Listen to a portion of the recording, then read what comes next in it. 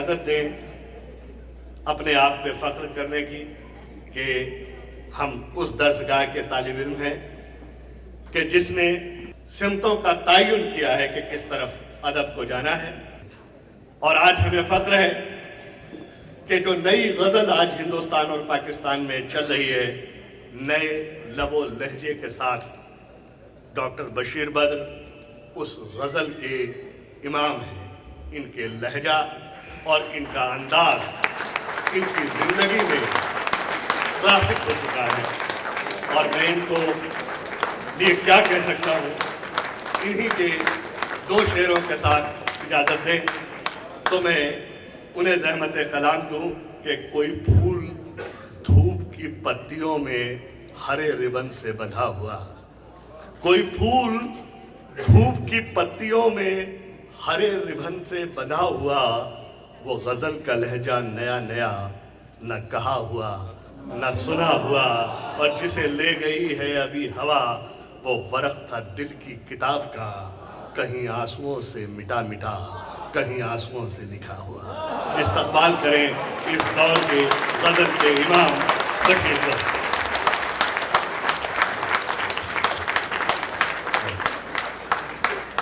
بہت شکریہ اس بات کا بھی کہ ذاتی طور پر میں کامیاب ہو چکا ہوں، کیونکہ اصول یہ ہے کہ جب مشاعرہ ہوتا ہے اور جب صدارت کوئی کرتا ہے تو اس کے آنے سے پہلے جو کچھ ہوتا ہے اس کا ذمہ دار اس صدر یا اس کا نصیبہ، صدر کا نصیبہ ہوتا ہے۔ اللہ نہ کرے مشاعرہ فیل ہو جاتا تو میرا مشاعرہ فیل ہو جاتا۔ اب جب کہ میرا مشاعرہ کامیاب ہو چکا ہے تو میں آپ کو مبارکباد دے رہا ہوں۔ اور اب میرا معاملہ ہے تو آپ سے یہ آپ جانتے ہیں کہ جہاں تک کامیابی یا ناکامیابی کا سلسلہ میرے ساتھ تھا، اب میں اس حقیر سے آدمی ہوں، آپ کے مشاعرے کا صدر ہوں۔ یہ کہا جاتا ہے کہ اگر مشاعرہ ناکام ہو تو صدر ناکام، اور صدر ناکام ہو تو سننے والے ناکام۔ اللہ آپ کو کامیاب کرے۔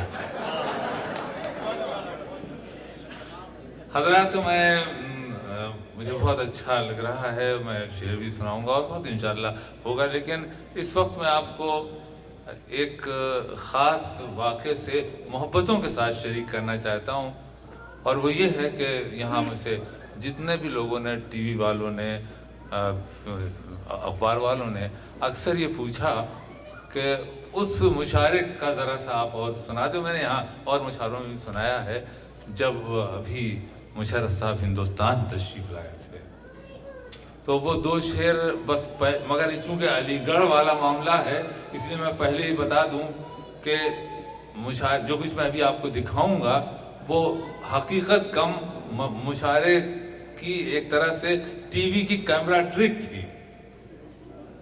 منظر یہ دکھایا گیا کہ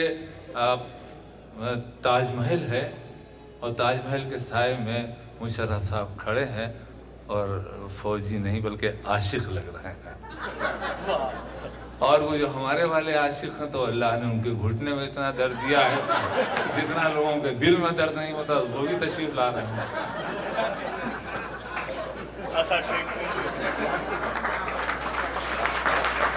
یہاں میں آپ کو ضرور بتا دوں کہ یہ طے تھا، یہ موجودہ وزیر اعظم نے نہیں بلکہ اس سے پہلے جو وزیر اعظم ہے وی پی سنگھ صاحب، وہ خود بھی بہت اچھے شاعر ہیں، شاعر تو ہر وزیر اعظم ہوتا ہے، پتہ نہیں آپ کیا ہوتا ہے۔ تو وی پی سنگھ صاحب واقعی صاحب کتاب شاعر ہیں، اور انہوں نے مجھ سے آگے کہا کہ پاکستان سے احمد فراز آ گئے ہیں، آپ کے جنگ ایڈیٹر محمود شام، اظہر جاوید لاہور سے، اور بشیر تم تو ہی ہو اسی لیے کہ اپنے مہمانوں کو سنبھالو، اور آپ لوگ بھی ابھی دوسری ٹرین سے یا فلائٹ سے وہیں تاج محل چلیں گے۔ لیکن تھوڑی دیر بعد پھر انہوں نے آگے بتایا کہ حالات ٹھیک نہیں ہیں، وہی لوگ وہاں جائیں گے تو پھر اب پاکستانی مہمان تو آ ہی گئے ہیں تو یہیں دلی میں مشاعرہ کر لیتے ہیں، لال قلعے کے سائے میں۔ تو ہم نے کہا یہ اور اچھی بات ہے، تو مشاعرہ وہ وہاں ہوا، اور وہ والا ان کا اٹل جی کا اور مشرف صاحب کا مشاعرہ وہاں ہوا. اب یہ ٹی وی نے اس طرح سے دکھایا کہ دونوں کھڑے ہوئے ہیں اور دونوں گلے ہی مل رہے تھے کہ ایسا لگتا ہے کہ میں بیچ میں آ گیا ہوں. اور ٹی وی کا یہ کیمرہ ورک تھا کہ جیسے دونوں ملنے کو چلے میں شعر پڑھتا ہوں. اب ظاہر ہے کہ وہ تو نہ وہاں مشاعرہ تھا نہ کچھ تھا, تو اللہ کا نام تھا شعر. اب آپ وہ منظر رکھ لیجئے, وہاں کوئی داد دینے والا نہیں تھا. شاید آپ کے اوپر یہ قرض ہے کہ صحیح شعر میں نے پڑھا اور مشاعرے کے جو ایڈٹ کرنے والے ہیں پھر منظر سمجھ لیجیے یہ دونوں عاشق مل رہے ہیں اور شاعر ان سے ہی کہہ رہا ہے کہ یہ سوچ لو اب آخری سایہ ہے محبت. تاج محل ہے. میری آپ سے گزارش ہوگی مشاعرے کی کامیابی کے لیے بھی ذرا خوبصورت ختم ہو. آپ کی مجھے واقعی آواز چاہیے کہ یہ سوچ لو اب آخری سایہ ہے محبت, اس در سے اٹھو گے تو کوئی در نہ ملے گا. یہ سوچ لو اب آخری سایہ ہے محبت, اس در سے اٹھو گے تو کوئی در نہ ملے گا. اور دوسرا شعر جب میں جا رہا تھا تو انہوں نے وہ کٹنگ یوں لگائی کہ جیسے میں ناراض ہو کے جا رہا ہوں کہ محبتوں میں دکھاوے کی دوستی نہ ملا. محبتوں میں دکھاوے کی دوستی نہ ملا, اگر گلے نہیں ملتا تو ہاتھ بھی نہ ملا.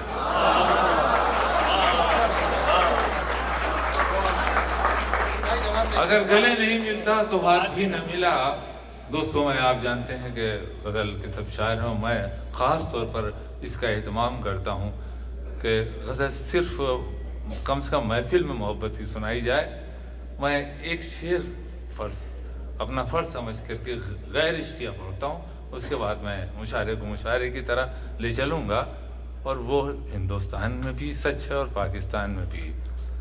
تفصیل نہیں بتاؤں گا, چاہے اس کا نام وہاں ہندوستان میں ہندو مسلم رائٹ سمجھ لیں اور پاکستان میں جو آپ کو بھی جو ہوتا ہو آپ سمجھیں. صرف ایک شعر سنیں پھر میں اپنی عشقیہ اپنی شاعری سناتا ہوں. شعر ہے کہ لوگ, مگر آپ مجھ سے جڑیں, لوگ ٹوٹ جاتے ہیں ایک گھر بنانے میں.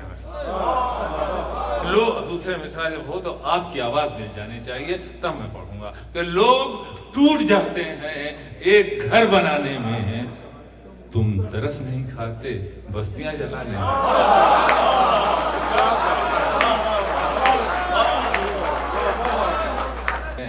ٹوٹ جاتے ہیں ایک گھر بنانے میں, تم ترس نہیں کھاتے بستیاں جلانے میں. اب اپنے بشیر بد کی غزل سنیے اور جو چاہیں آپ سلوک کریں.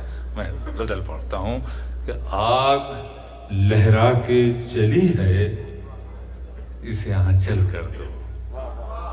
آگ لہرا کے چلی ہے اسے آنچل کر دو, تم مجھے رات کا جلتا ہوا جنگل کر دو. تم مجھے رات کا جلتا ہوا جنگل کر دو. چاند سا مصرع اکیلا ہے میرے کاغذ پر, چاند سا مصرع اکیلا ہے میرے کاغذ پر, چھت پہ آ جاؤ میرا شعر مکمل کر دو. چاند سا مصرع اکیلا ہے میرے کاغذ پر, چھت پہ آ جاؤ میرا شعر مکمل کر دو. میں تمہیں دل کی سیاست کا ہنر دیتا ہوں, اب اسے دھوپ بنا دو مجھے بادل کر دو. میں تمہیں دل کی سیاست کا ہنر دیتا ہوں, اب اسے دھوپ بنا دو مجھے بادل کر دو. اپنے آنگن کی اداسی سے ذرا بات کرو, نیم کے سوکھے ہوئے پیڑ کو سندل کر دو. اور تم مجھے چھوڑ کے جاؤ گے تو مر جاؤں گا, تم مجھے چھوڑ کے جاؤ گے تو مر جاؤں گا. یوں کرو جانے سے پہلے مجھے پاگل کر دو.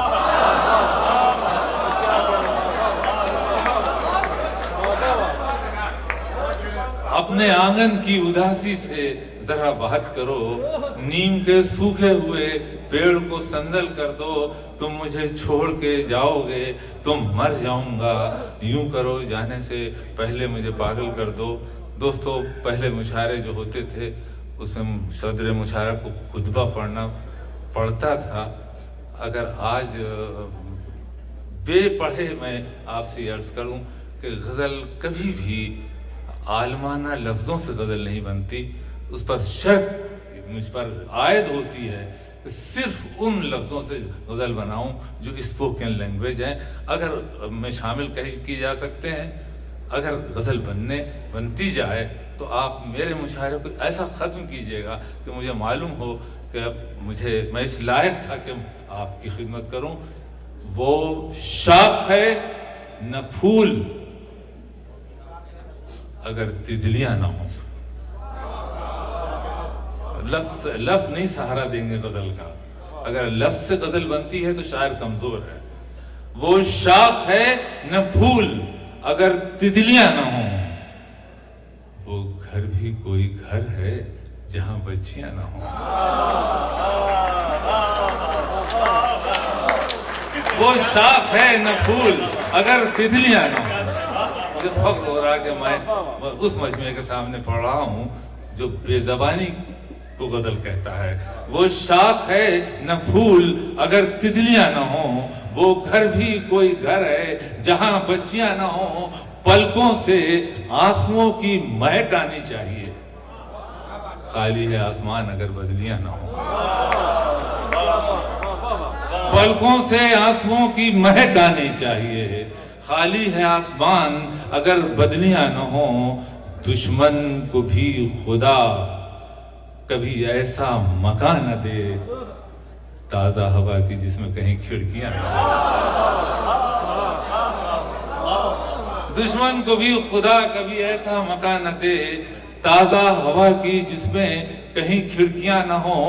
میں پوچھتا ہوں میری گلی میں وہ آئے کیوں، جس ڈاکیے کے پاس تیری چٹھیاں نہ ہوں۔ میں پوچھتا ہوں میری گلی میں وہ آئے کیوں، جس ڈاکیے کے پاس تیری چٹھیاں نہ ہوں۔ دوستو آپ سن رہے ہیں، غزل سناؤں؟ آگ لہرا کے چلی ہے، سنائی چکا۔ وہ شاخ ہے نہ پھول یہ بھی پڑھ چکا۔ اب ایک غزل پڑھنا چاہتا ہوں۔ میں پڑھوں گا، ضرور پڑھوں گا، لیکن دروازے تو کھول لوں دل کے۔ دھوپ کے پار ستاروں کا نگر لگتا ہے، اس پہاڑی پہ مجھے چاند کا گھر لگتا ہے۔ پڑھتا جاتا ہوں، جہاں میں رکتا ہوں تو سمجھیے بخدا پہلے میرا امتحان ہے اور پھر دوسرے آپ کا بھی تھوڑا سا، دونوں ہوشیار ہو جائے، میں بھی ہوشیار ہو رہا ہوں۔ دھوپ کے پار ستاروں کا نگر لگتا ہے، چاند محراب پہ سوئی ہوئی ایک آیت ہے۔ چاند محراب پہ سوئی ہوئی ایک آیت ہے، بے وضو آنکھیں ہیں، پڑھتے ہوئے ڈر لگتا ہے۔ چاند محراب پہ سوئی ہوئی ایک آیت ہے، بے وضو آنکھیں ہیں، پڑھتے ہوئے ڈر لگتا ہے۔ میں تیرے ساتھ ستاروں سے گزر سکتا ہوں، کتنا آسان محبت کا سفر لگتا ہے۔ میں تیرے ساتھ ستاروں سے گزر سکتا ہوں، کتنا آسان محبت کا سفر لگتا ہے۔ ایسا لگتا ہے کوئی سانپ چھپا بیٹھا ہو، پھول سے ہاتھ ملاتے ہوئے ڈر لگتا ہے۔ ایسا لگتا ہے کوئی سانپ چھپا بیٹھا ہو، پھول سے ہاتھ ملاتے ہوئے ڈر لگتا ہے۔ زندگی تو نے مجھے قبر سے کم دی ہے زمین، زندگی تو نے مجھے قبر سے کم دی ہے زمین، پاؤں پھیلاؤں تو دیوار میں سر لگتا ہے۔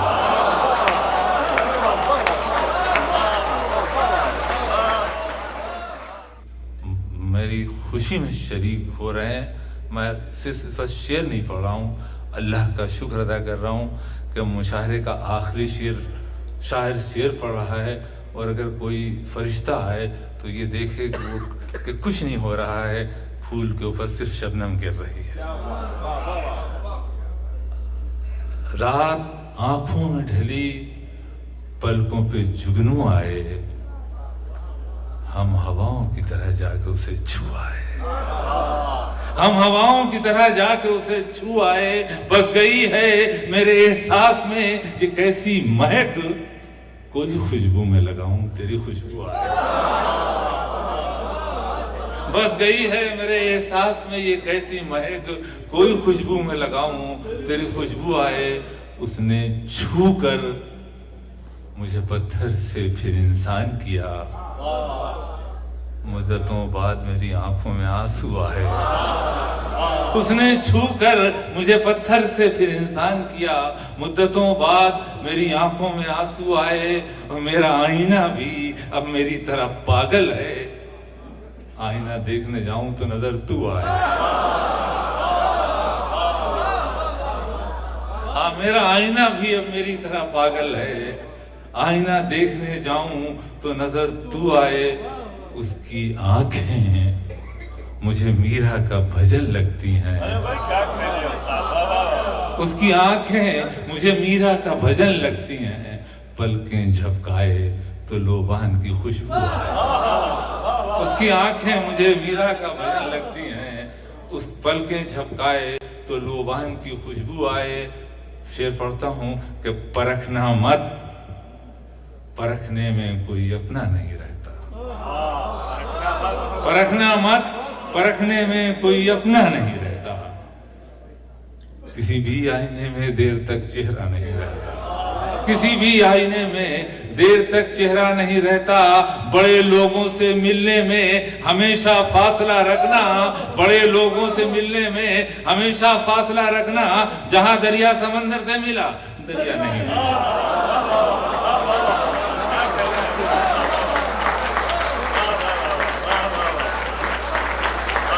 बड़े लोगों से मिलने में हमेशा फासला रखना, जहां दरिया समंदर से मिला, दरिया नहीं रहता।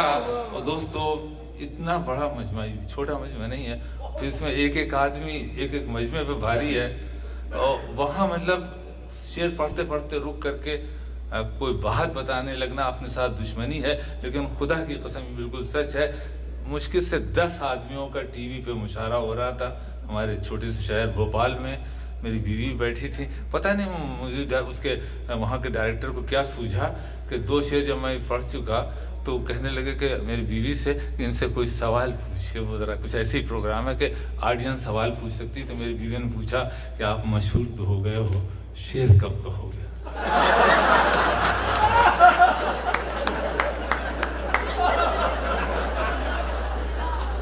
परखना मत, परखने में कोई अपना नहीं रहता। किसी भी आईने में देर तक चेहरा नहीं रहता। खास तौर पर जब खुदा की कसम, आप ये मत समझिए कि मैं बूढ़ा हूँ या मेरी नज़र कमज़ोर है। जब मैंने अपनी बीवी का जिक्र किया तो जितनी ख़वातीन थी अपने फतेह पर बहुत खुश हुई।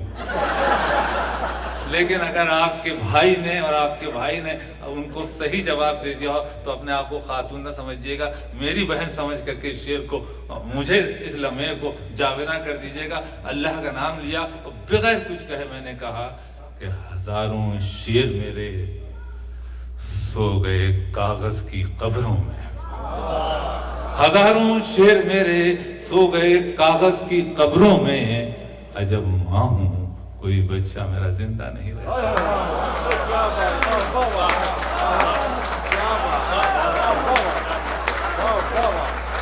हजारों शेर मेरे सो गए कागज की कब्रों में। अजब माँ हूं, कोई बच्चा मेरा जिंदा नहीं रहता। मोहब्बत एक खुशबू है, हमेशा साथ चलती है। कोई इंसान तन्हाई में भी तन्हा नहीं रहता। मोहब्बत एक खुशबू है, हमेशा साथ चलती है। कोई इंसान तन्हाई में भी तन्हा नहीं रहता। और तुम्हारा शहर तो बिल्कुल नए अंदाज वाला है। हमारे शहर में भी अब कोई हमसा नहीं रहता। तुम्हारा शहर तो बिल्कुल नए अंदाज वाला है। हमारे शहर में भी अब कोई हमसा नहीं रहता। अर्ज किया है कि संवार नो पलक अबरुओं में खम कर दे। दोस्तों, गिरे पड़े हुए लफ्जों को मोहतरम कर दे।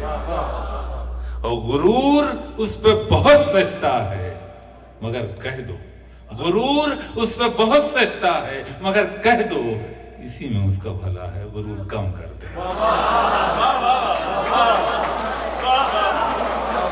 गुरूर उस पे बहुत सजता है مگر کہہ دو اسی میں اس کا بھلا ہے. غرور کم کر دے, یہاں لباس کی قیمت ہے آدمی کی نہیں. مجھے گلاس بڑے دے, شراب کم کر دے.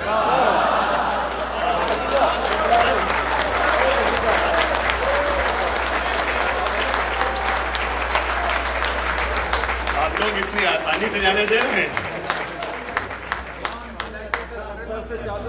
یہ میرے شاگرد ہیں, انہیں معلوم نہیں کہ میں اس طرح جاتا نہیں, آتا ہوں.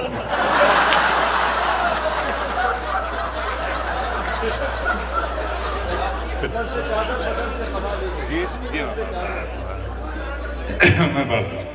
جی پہلے ترنم بھی چیک کر لوں اور آپ کو بھی چیک کر لوں, کیونکہ پڑھتا ہوں میں ابھی اس طرف نہ نگاہ کر, میں غزل کی پلکیں سنوار لوں. ملازم ابھی اس طرف نہ نگاہ کر, نہ نگاہ کر, میں غزل کی پلکیں سنوار لوں. میرا لفظ لفظ ہو آئینہ, تجھے آئینے میں اتار.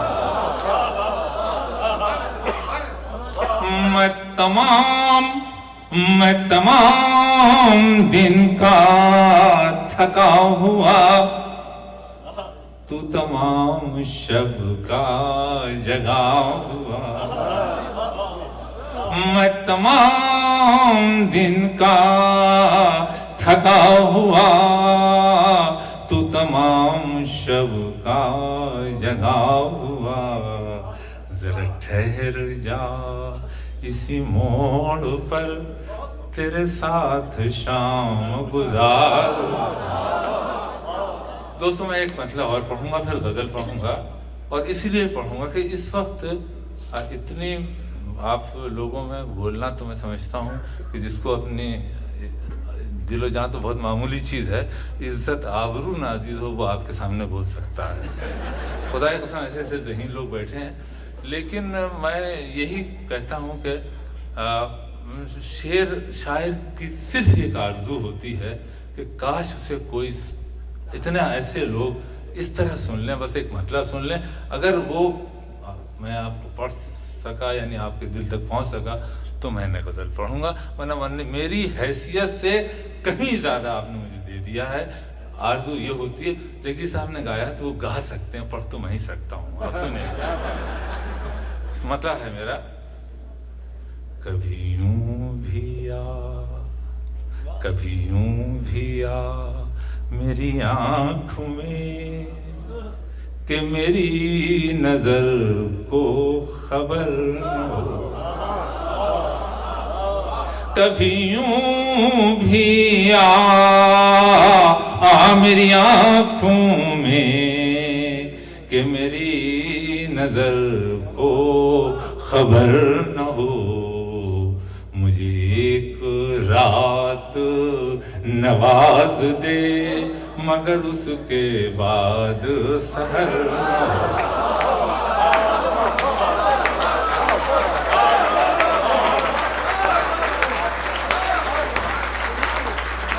کبھی یوں بھی آ, کبھی یوں بھی آ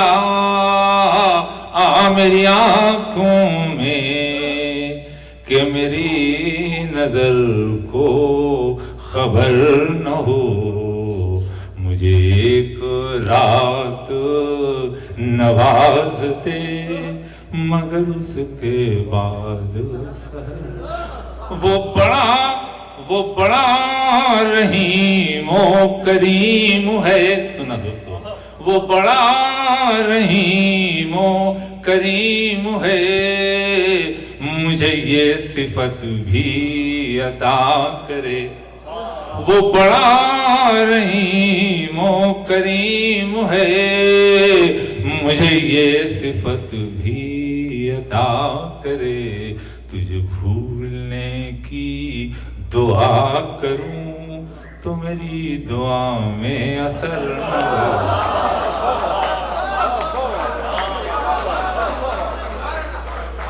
بہت دوستوں میں بخدا مطلب سر سے چادر بدن سے جی میں بھی پڑھ دیتا ہوں. یہ ایک غزل اگر آپ اجازت دیں تو میں سیدھا آدمی دھوکا کھا جاتا ہوں. اس کی وجہ یہ ہے کہ خدا کی قسم جو میں غزل پڑھنے جا رہا ہوں وہ اتنی ٹھیک ہے کہ ہندوستان میں اسے پڑھنا اپنی عزت آبرو گنوانے کے مترادف ہے.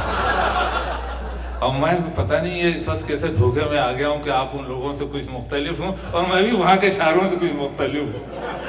اگر اللہ آپ کی اور میری دونوں کی عزت قائم رکھے. میں شعر غزل پڑھتا ہوں. یہ غزل ایسی ہے کہ اس میں 3000 سال کا انسان ہے. اسے بمبئی میں کوئی کبھی نہیں پہچانتا, کبھی کراچی میں نہیں پہچانتا, اور وہ اپنی پہچان رکھنے کی ہمت رکھتا ہے. آپ میرے ساتھ دیں, 3 یا 4 شعر پڑھوں گا. ہے عجیب شہر کی زندگی, نہ سفر رہا نہ قیام ہے. ہے عجیب شہر کی زندگی, نہ سفر رہا نہ قیام ہے. کہیں کاروبار سی دوپہر, کہیں بد مزاج سی شام ہے. وہاں کے آدمی سے ملاتا ہوں, میں رکوں گا نہیں, آپ جلدی جلدی سنیے. وہاں کے آدمی سے ملاتا ہوں. پہلی دفعہ آیا غزل میں اتنا شریف آدمی, سنیے گا. کہیں وہیں کاروبار سی دوپہر, کہیں بد مزاج سی شام. یوں ہی روز ملنے کی آرزو, بڑی رکھ رکھاؤ کی گفتگو. یوں ہی اگر دوسرا مثال لگ جائے تو ضرور مجھے بتائیے گا. یوں ہی روز ملنے کی آرزو, بڑی رکھ رکھاؤ کی گفتگو. یہ شرافتیں نہیں بے غرض, اسے آپ سے کوئی کام ہے.